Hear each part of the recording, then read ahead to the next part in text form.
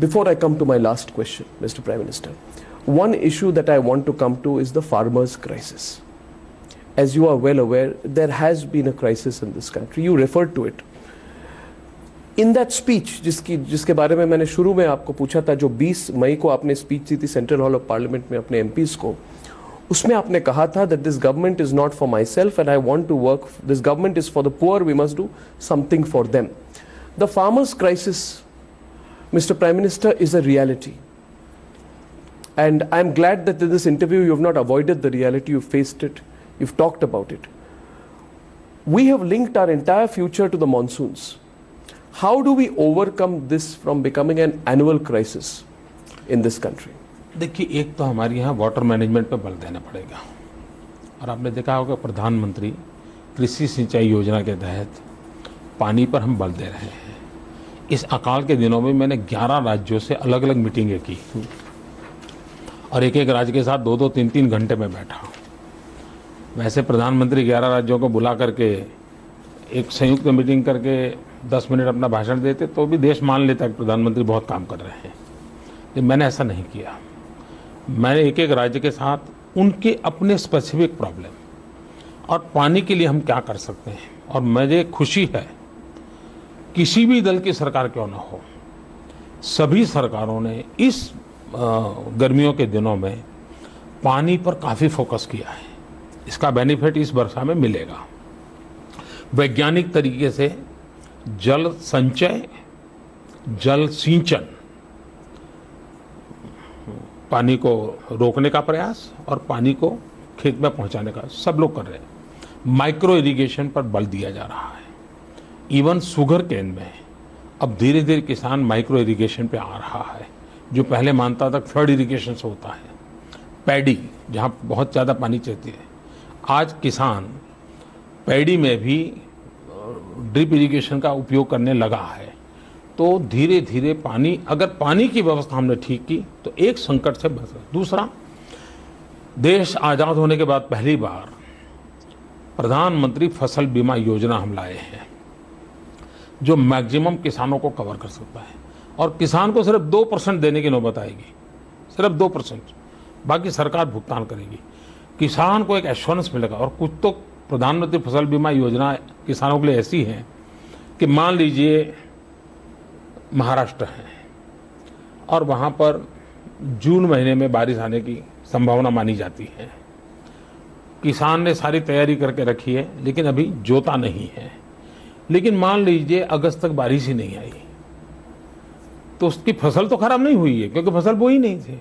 ऐसे किसान, ये प्रधानमंत्री फसल बीमा योजना ऐसी है कि जो बुआई नहीं कर पाया उसको भी उसका लाभ मिल सके, यहां तक की व्यवस्था है। और एक बड़ा महत्वपूर्ण पहलू है कि फसल काट ली, खेत में रखी है, सब बहुत बढ़िया साल गई है, 100% पैदावार हो गई है, लेकिन उठाना अभी बाकी है, ट्रैक्टर वैक्टर लाना बाकी है, बाजार ले जाना बाकी है, और बारिश आ गई।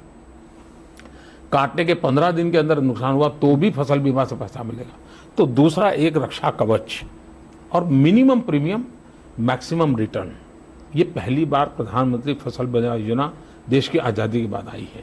तो एक एग्रीकल्चर की व्यवस्था। तीसरा, पहली बार हमने ई मंडी का प्रयोग लिया है। किसान अपने गांव में अपने मोबाइल फोन से ई मंडी से वो अपना माल देश के बेस्ट मार्केट में बेच सकता है। इसके कारण वो तय करेगा कि मुझे किस दाम पर माल बेचना है। पहले क्या था, किसान अपने गांव से बैलगाड़ी या ट्रैक्टर से निकलता था, 20-25 किलोमीटर दूर किसी मंडी में जाता था और वहां से फिर मन करता वापिस कहाँ ले जाओ भाई, कहाँ रखूंगा, तो 10 रुपया कम भी मिला तो दे देता था। अब उसको घर बैठे पता चलेगा कि मैं किस मंडी में माल बेचूंगा। तो ये तीसरा। चौथा का है फूड प्रोसेसिंग, वैल्यू एडिशन। हमने 100% फॉरेन डायरेक्ट इन्वेस्टमेंट को ओपन अप किया है फूड प्रोसेसिंग में, ताकि हमारा किसान अगर मानो टमाटर करता है, अगर कोई कंपनी पैसा लगा करके टमाटर का केचप बनाती है तो मेरे किसान को फायदा होगा। मैंने ये जो एरेटेड वाटर वाले लोग हैं, जो कोका कोला और पेप्सी वगैरह, उनसे मैंने आग्रह किया कि आप 5% नेचुरल फ्रूट जूस मिक्स कीजिए। कोका कोला अभी नागपुर और विदर्भ के इलाके जहाँ संतरा होता है, संतरा का 5% वो करने वाला है। अगर हम एरेटेड वाटर में 5% नेचुरल जूस मिक्स करते हैं तो किसान को कभी फल बर्बाद नहीं होंगे, उसको मार्केट मिल जाएगा। हमने एक कॉम्प्रिहेंसिव ऑल आउट स्कीम लेनी चाहिए। और हमारी सरकार, अब जैसे हमारी ज़मीन इतनी बर्बाद हो गई है, हमने सॉइल हेल्थ कार्ड लाए हैं। सॉइल हेल्थ कार्ड देने का बड़ा अभियान चल रहा है। उससे किसान को पता चलेगा मेरी ज़मीन किस उत्पादन के काम की है, ये दवाई की ज़रूरत है कि नहीं है, ये फर्टिलाइजर की आवश्यकता है, उसको समझ आएगा। और एवरेज एक किसान अगर उसके पास 1 हेक्टेयर ज़मीन है तो 15-20 हज़ार रुपये वैसे ही बचा पाएगा।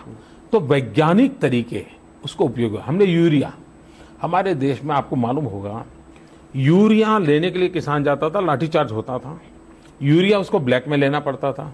हमने यूरिया का नीम कोटिंग किया, 100% नीम कोटिंग किया। पहले यूरिया केमिकल फैक्ट्री में चला जाता था और सरकार की सब्सिडी किसान के नाम पर चोरी होती थी।